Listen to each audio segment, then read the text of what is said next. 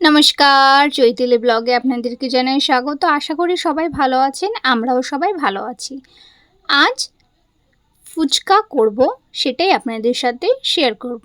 তার জন্য প্রথমে আলু, ছোলা, কাঁচা লঙ্কাগুলোকে প্রেসার কুকারে খুব ভালোভাবে সেদ্ধ করে নেব এবং তেঁতুলগুলোকে কিছুক্ষণের জন্য ভিজিয়ে ধনেপাতাগুলোকে খুব ভালোভাবে ধুয়ে নেব এবং আমাদের আলু, ছোলা, কাঁচা লঙ্কা সিদ্ধ হয়ে গেছে। এরপর একটা বাটিতে তুলে নেব।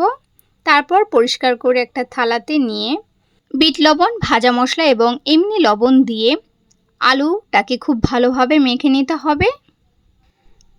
আমাদের আলু মাখাটা খুব ভালোভাবে হয়ে গেছে।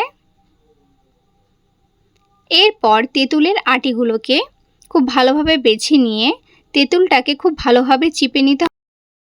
একটা বাটিতে তেঁতুলটাকে নিয়ে তার মধ্যে এবার ধনেপাতা, পরিমাণ মতো জল,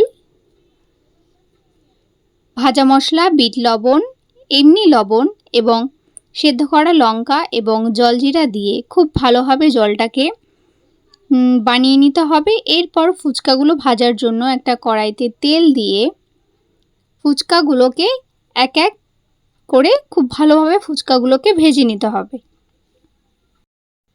একইভাবে আমরা বাকি ফুচকাগুলোকেও ভেজে নেব খুব ভালোভাবে। সমস্ত ফুচকাগুলো আমাদের ভাজা হয়ে গেছে।